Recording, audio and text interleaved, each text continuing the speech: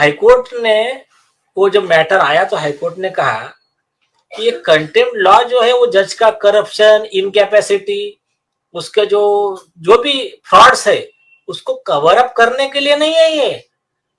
नहीं तो बोले कल एक जज ऊपर में बैठ के करप्शन करेगा और कोई कंप्लेंट ही नहीं कर पाएगा। तो ये जो है ऐसा सिचुएशन नहीं है, बल्कि ऐसे में जो कंप्लेंट करेगा वो इनफैक्ट वो इस कोर्ट की प्योरिटी को, मान को बढ़ा रहा है, घटा नहीं रहा है। तो ऐसा ये बेसिक लॉ है। अभी ये एक पार्ट हो गया। अब आते हैं दूसरे पार्ट पे। अभी इन्होंने जो ये केस है, अभी ये केस को ही समझेंगे तो सबको समझ में आ जाएगा। दिल्ली हाईकोर्ट का केस क्या है कि एडवोकेट वीरेंद्र सिंह करके है।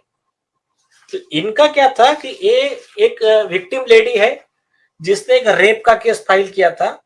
वो है FIR नंबर 171 ऑफ 2018। ये दिल्ली का है, PS अलीपुर दिल्ली। और उसमें वो मैटर ट्रायल चल रहा था असिस्टेंट एडिशनल सेशन जज north west Rohini court Delhi. उसमें उस लेडी के वकील थे एडवोकेट वीरेंद्र सिंह जी। उस जब एक्विट सेशन जज ने क्या किया, एक्विट कर दिया आरोपी को रेप केस में। तो जब वो एक्विटल को चैलेंज किया, अपील फाइल किया, तो उन्होंने प्लीडिंग्स लिया कुछ। उन्होंने प्लीडिंग्स में कहा कि इस तरह से नीचे के जज ने एक रेप के केस में आरोपी को बचाने के लिए ये गलतियां किया है, अपना पद का दुरुपयोग किया है। उसका चैलेंज अपील हियरिंग को आया दिल्ली हाईकोर्ट के सिंगल जज के सामने। मैं आपको एक सिंगल जज का ये बता देता हूं नाम। वो आया मैटर हियरिंग को, देखिए सिंगल जज थे जस्टिस जसमीत सिंह जी। इनके पास आया 14 जुलाई 2022 को। अब उन्होंने क्या किया, उन्होंने कहा ये अपील जो है, अपील सुनने से पहले पैरा 2 में लिखा, before going to the merits of the matter it would be important to reproduce the allegation made by the appellant against the जजेस of the learned trial court as well as this court in the petition. तो उन्होंने कहा कि इस matter में जो जज ने जो भी उनके नजर में, वकील के नजर में जो गलतियां की थी, तो वो उसके बारे में जो एलिगेशन किया है वो पहले मुझे ऑब्जेक्शनेबल लग रहे हैं। इसलिए उन्होंने उनको क्या कहा, वकील को, कि आप वो जज के खिलाफ के आरोप हटा दीजिए और हम अपील की सुनवाई करते हैं। वकील ने कहा कि सर, जज ने जो मिसयूज ऑफ पावर जो भी किया, उनके जो भी एलिगेशन थे, उसका मेरे पास में प्रूफ है। उसी के बेस पे तो मुझे ऑर्डर सेटिस्फाइड करके लेना है, तो मैं उसको मैं नहीं हटाऊंगा। I stand by that. तो अभी जज ने क्या किया, सिंगल जज ने अपील को रख दिया बाजू में, इनको निकाल दिया कंटेम्प्ट नोटिस कि आपने आपके पिटीशन में जज के गलतियों के बारे में नाम के साथ क्यों एलिगेशंस किया है। ये केस है पूरा। अब वो क्या होता है, क्रिमिनल कंटेम्प्ट होता है, इसको कहते हैं क्रिमिनल कंटेम्प्ट, स्कैंडलाइजिंग प्लीडिंग का। वो जाता है सेक्शन 15 में टू जज बेंच के पास। तो डिवीजन बेंच के पास मैटर आया। डिवीजन बेंच था, यह है जस्टिस सुरेश कुमार कैत और मिसेस जस्टिस शालिंदर कौर। तो ये 2 जज बेंच था। तो इस बेंच के सामने क्या आ गया कि कंटेम्प्ट का ट्रायल चला। ट्रायल चलने के बाद में इन्होंने 9 जनवरी 2024 को उठा के वकील साहब को सजा सुना दिया 6 महीने का जेल। अब ये कह रहे हैं कि मेरे एलिगेशन सब्सटेंशिएटेड है, मैं उसको प्रूव कर सकता हूं, जो भी है।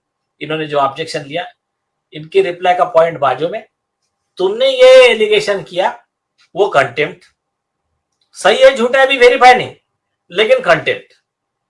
और उनको 6 महीने की सजा सुना दिया और उनको कोर्ट से ही कस्टडी में ले लिया। इसमें देखिए कॉमन मैन को उतना लॉ पता नहीं है, लेकिन वकीलों को तो लॉ पता चाहिए कि जो अदर वकील है कि कहाँ गलती हो रही है और उसको कैसा रोकना चाहिए। तो अब ये केस की जो गलतियां जो है, गलतियां मतलब देखिए, मैं कह रहा हूं ये गलत है, इससे बेहतर है ऑलरेडी इस पर लॉ बना दिया गया है। सुप्रीम कोर्ट ने, हाई कोर्ट ने, संविधान पीठ ने, और एक्ट बना हुआ है संसद की तरफ से, जो जजेस को, पार्टीज को, सबको बाइंडिंग है। तो साहब हैं इसमें, इस मामले में जो वकील साहब हैं विजेंद्र सिंह जी, एडवोकेट विजेंद्र सिंह जी, उन्होंने अपना जमानत के लिए कोई एप्लीकेशन मूव नहीं किया। उन्होंने कहा कि मैं जेल में रहूंगा। नहीं, उन्होंने एक एप्लीकेशन दिया था। उन्होंने क्या कहा कि मैं इस सेंटेंस को चैलेंज करूं, अपील मेरा अधिकार है। वो तो इंपॉर्टेंट चीज है, वो तो मैं बता रहा हूं। उन्होंने एक एप्लीकेशन दिया जो उनके अपील के इसको एनेक्स किया हुआ है कि उन्होंने रिक्वेस्ट किया suspend the sentence and grant ad interim bail to the appellant till the pendency of the present नहीं, या वहां पर ये सुप्रीम कोर्ट में किया है। उन्होंने शायद एक एप्लीकेशन दिया था for granting suspending the sentence for granting time to appeal. ठीक है, अब मैं आता हूं उस मुद्दे पे। देखिए, कंटेम्प्ट ऑफ कोर्ट अभी कॉमन मैन के लिए कुछ चीजें जानना जरूरी है।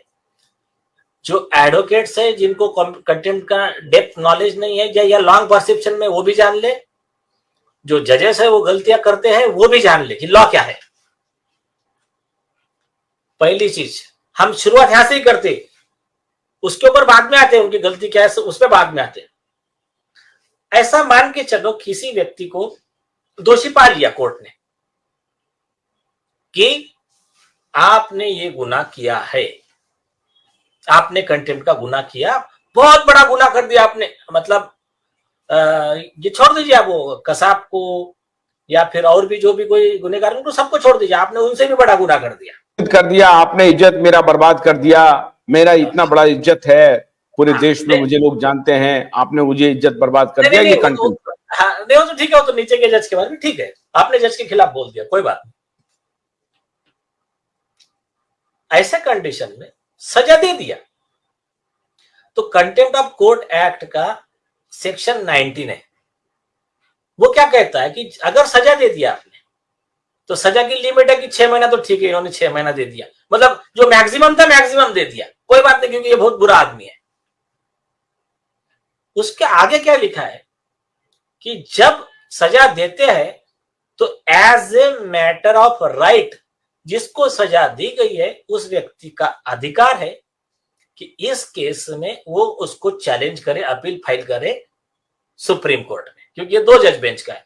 सिंगल जज का ऑर्डर था तो 2 जज बेंच के पास अपील जाती थी। और जब अपील होती है तो 3 साल के अंदर की नॉर्मली जो केसेस होते हैं, और इसमें तो खास करके कंटेम्प्ट में तो सुप्रीम कोर्ट का एक डायरेक्शन है, मैं आ रहा हूं उस पर, तो एज ए रूल उनको बेल देना पड़ता है, सेंटेंस को सस्पेंड करना पड़ता है। भोलानाथ का ब्रश कटर एक बैटरी चालित मशीन है जिसका चार्जिंग समय 3.5 घंटे है। यह 6 से 8 घंटे के प्रभावशाली संचालन समय का दावा करता है, जिससे यह एक बार चार्ज करने पर 16,000 वर्ग फुट गेहूं या चावल के खेतों को कुशलतापूर्वक काट सकता है, जबकि इसका पेट्रोल समकक्ष व्यक्ति उसी कार्य के लिए 1,000 रुपए मूल्य का पेट्रोल खर्च करता है।